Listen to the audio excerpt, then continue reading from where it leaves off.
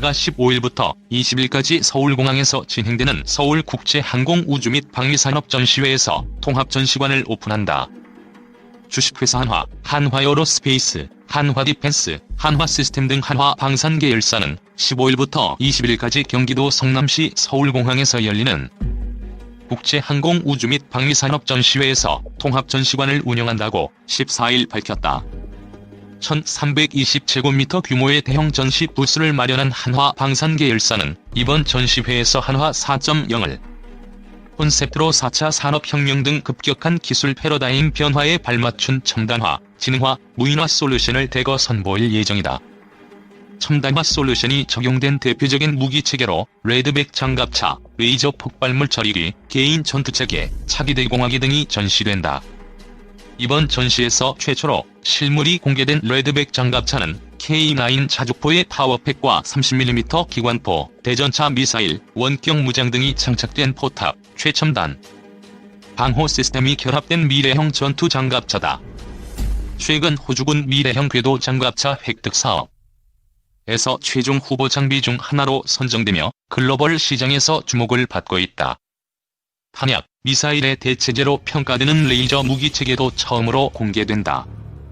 고출력 광섬유 레이저를 활용해 폭발물을 처리하는 레이저 폭발물 처리기는 급조 폭발물이나 중소구경 탄약을 무력화하는 미래형 무기체계다. 개인 전투체계는 네트워크 중심의 미래 전장에 대응하기 위해 전투원 개인 장비의 지휘 통제 기반 첨단 기술을 적용한 시스템으로 전투원의 생존성, 임무 지속성 및 기동성을 향상시켜준다. 최근 대두되고 있는 소형 무인기 위협에 대한 차세대 솔루션인 차기 대공화기도 실제 크기의 모형으로 전시될 예정이다. 차기 대공화기는 무인화, 모듈화 포탑으로 설계되어 다양한 플랫폼에 탑재가 가능하고 소형 표적 탐지 레이더와 공중 폭발탄을 이용해 드론 등 소형 기체에 효과적으로 대응이 가능하다.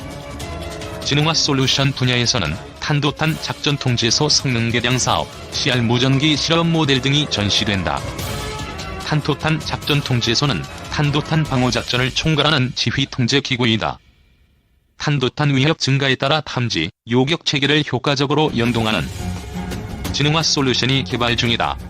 CR 무전기는 주파수, 속도, 출력, 대역폭 등의 전송 파라미터를 전술 통신 환경에 맞춰 자율적으로 결정하는 주파수 공유 기술 기반의 차세대 지능형 무전기로 주파수가 부족한 환경에서도 끊김없는 통신 서비스를 가능하게 한다.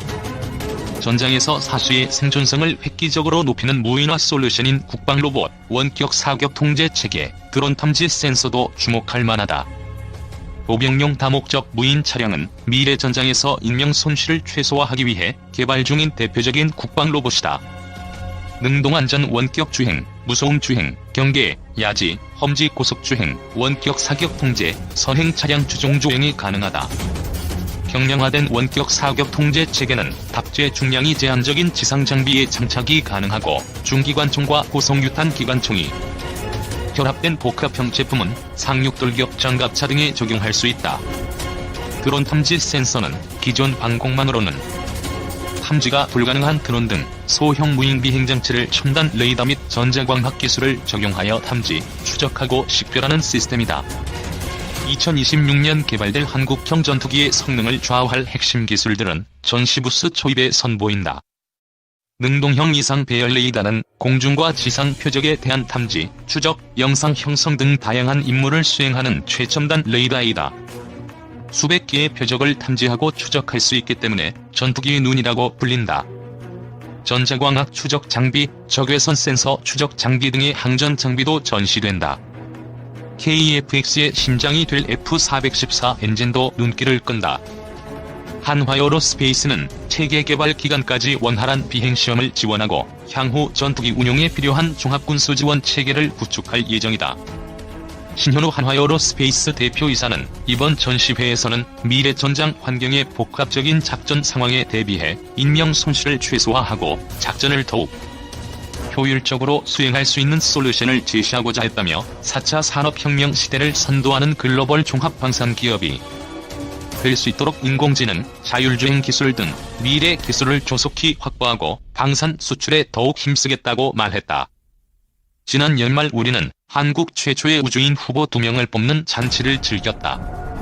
우리도 드디어 우주시대에 접어들게 됐다며 다소 과장된 축가를 불렀다. 그러나 연초 들려온 소식은 우주에서의 왜소한 우리 입지와 불투명한 미래를 걱정하게 만든다. 중국의 위성 요격 실험 성공에 따라 제2의 우주전쟁 위험이 갈수록 커지고 있다는 전망이 곳곳에서 들리기 때문이다. 중국의 위성 요격 실험은 여러가지 의미와 함께 다양한 갈래의 전망을 낳고 있다. 아직 진정한 우주인조차 배출해내지 못하고 있는 우리 현실과는 동떨어져 보이지만 우주뿐만 아니라 한반도 정세와도 직간접적으로 관련돼 있다는 점에서 학생들의 충분한 이해와 생각이 필요하다. 중국은 지난 11일 860km 상공에 있는 자국의 기상 위성을 탄도미사일로 폭파하는 실험에 성공했다. 지난해 말 지상에서 레이저를 쏘아 적첩보위성을 무력화하는 실험을 성공한 데 이어진 이번 실험은 중국 군사기술력과 우주기술의 급속한 발전을 입증하고 있다. 태양 전지판까지 합해 길이가 불과 몇 미터에 불과한 위성을 800km도 넘는 지상에서 요격하려면 엄청나게 정교한 기술을 요구한다. 날아오는 총알로 총알을 맞히는 것보다 어렵다거나 모래알을 화살로 맞히는 수준이라는 표현이 나올 정도다. 이 같은 기술은 인공위성에 크게 의존하는 미국의 군사력에 심각한 위협을 주고 있다.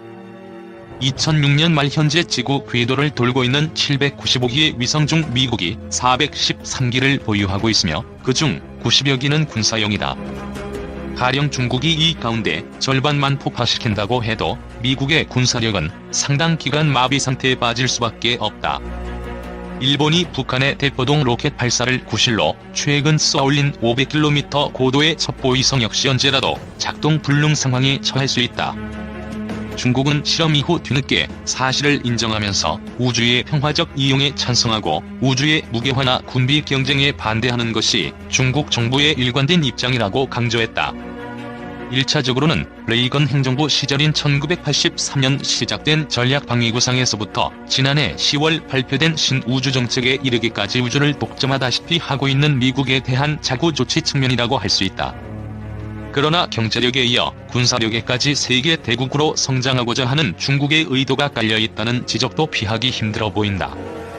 중국은 경제력에만 의존하여 강국을 자처하기에는 부족함을 느끼고 군사기술 개발과 외교적 위상 강화에 주력하고 있다. 최근 전투기 젠-10을 이란과 파키스탄에 판매하려는 시도는 세계 무기 시장에서 중국이 미국과 경쟁할 수 있는 새로운 강자로 등장했음을 보여주고 있다. 미국은 중국의 실험 직후 우주 공간의 평화적 이용 정신에 어긋난다며 강하게 비판하고 나섰다. 그러나 이런 미국의 태도는 자가당착이라는 비난이 일반적이다. 우주전쟁 계획을 가장 먼저 발표한 것도 최근까지 우주의 군사적 이용 실험을 계속한 것도 우주를 독점하려 드는 것도 미국이기 때문이다. 1983년 발표된 미국의 SDI는 우주전쟁으로 불릴 정도로 우주 공간에서의 군사적 격돌 가능성을 부추기는 한편 관련 기술 개발과 투자에 필요한 명분을 만들었다. 소련의 대륙간 탄도미사일을 무력화하기 위해 내놓은 이 구상은 소련의 붕괴와 탄도탄 요격 미사일 제한 협정에 걸려 클린턴 정권 때 전형 미사일 방어와 국가 미사일 방어로 바뀌었다. 부시 정권은 이들을 미사일 방어로 통합하고 ABM을 개발했다. 지난해 10월 공표한 신우주정책은 우주 공간에서 미국의 일방적인 권리를 강조하고 있다. 미국은 우주 공간에서 최대한의 행동의 자유를 가지며 미국의 국익을 저해하는 어떠한 적대적 행위에도 반격할 권리를 가진다. 나아가 우주 공간에서 미국의 기본적인 권리를 제한하거나 손상을 끼치는 군축 협정을 포함한 어떠한 제한도 거부한다. 지구 최강의 국가가 우주에서의 패권도 갖겠다는 발상이라는 비판이 따르지 않을 수 없는 내용이다. 현재 미국의 우주 기술은 중국의 미사일 요격 성공 정도로는 따르기 힘들 정도로 독보적인 수준에 올라있다. 1985년에 이미 전투기에서 미사일을 발사해 위성을 파괴하는 데 성공했으며 2004년에는 보잉 747을 개조해 엄청난 전원 공급 장치를 실은 비행기에서 레이저를 쏘아 위성을 파괴하기도 했다. 미국은 현재 발사 직후 상승 단계에 있는 미사일을 비행기에서 레이저로 파괴하는 기술 개발에 착수했으며 전 세계의 어느 지역이라도 우주에서 수십 분 안에 공격할 수 있는 전지구적 타격 구상을 추진 중이다. 중국의 실험 성공이 당장 우주 전쟁의 위협을 가져올 것이라는 우려는 높지 않다. 미국의 기술력이 워낙 앞서 있기 때문이다. 중국이 따라잡기에는 만만찮은 비용과 시간이 걸릴 수밖에 없다. 중국이 1년의 우주 실험을 강행하는 데는 미국의 팽창적 우주 전략에 제동을 걸어 군축을 끌어내겠다는 의도가 담겨있다는 분석도 나온다. 군사용 위성 분야에서 압도적 우위에 있는 미국은 우주에서의 무기 경쟁 예방 조약을 만들기 위해 유엔 주도하에 국제회의를 열자는 중국의 요구를 거부해왔다. 미국은 우주가 미래의 전장이 되지 않도록 요격용 무기의 사용과 추가 실험을 금지하기 위한 대화의 필요성을 인정해야 한다.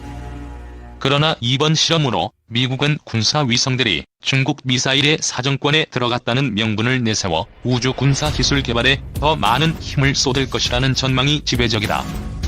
미국이 중국의 실험을 지나친 위협으로 과대포장하고 있다는 지적도 여기서 비롯된다. 중국의 단기관지 산하 한 신문은 미국이 스타워즈 계획을 공개적으로 밝힌 유일한 국가임에도 불구하고 미국 언론의 보도는 마치 미국의 우주 군사 기술의 우위가 위험에 처한 것 같은 인상을 심어주고 있다. 고 비판했다. 미국은 미사일 방어 체제를 구축하는 데만 지금까지 900억 달러를 투자했다. 방어적 무기 개발은 아무런 문제가 없다는 논리를 앞세워 2005년 유엔이 제안한 우주무기 개발 금지 협정에 반대하고 있다. 여기에 중국까지 뛰어든 이상 2위의 우주기술 국가인 러시아나 유럽연합, 일본 등도 손 놓고 있으리라 보긴 어렵다. 중국의 실험 성공이 우리나라에 미치는 영향은 여러가지 측면에서 고민을 불러일으킨다. 당장 중국의 위협을 우려하는 이도 있다. 중국은 북한을 둘러싼 이해 충돌이 발생 시 미국의 위성 첩보 시스템을 무력화함으로써 한반도 상황 전개에 결정적 영향을 미칠 수도 있다. 또 중국은 거대한 경제력과 앞선 군사기술을 바탕으로 일본을 견제하는 한편 동아시아 지역의 패권을 추구할 가능성이 크다. 동부 공정과 백두산 지역에 대한 관리 강화는 중국의 힘이 한반도 방향으로도 발산되고 있음을 명확하게 보여주고 있다. 중국을 대하는 태도가 지금까지와 달라져야 한다는 주장도 제기된다. 우리 사회에는 군사 대국화를 위해 무력 증강에 열을 올리는 중국에 대한 이해하기 어려운 침묵이 존재하고 있다. 정부나 민간 단체들도 중국의 군사 대국화에 대해 할 말은 하고 따질 건 따져야 한다. 중국의 군사적 야심이 미중, 미일 관계를 악화시켜 동북아의 신냉전 구도가 형성될 경우 가장 큰 피해자는 한국이 될 것임을 잊어서는 안 된다. 다가오는 우주 경쟁에 어떻게든 적극적으로 참가해야 한다는 지적에도 귀를 기울여야 할 것 같다. 분명한 것은 21세기 안보 전략은 미사일의 시대가 된다는 점이다. 세계 각국의 미사일 능력은 더욱더 향상될 것이고 미래의 안보를 위해 미사일 요격 능력을 독자적이든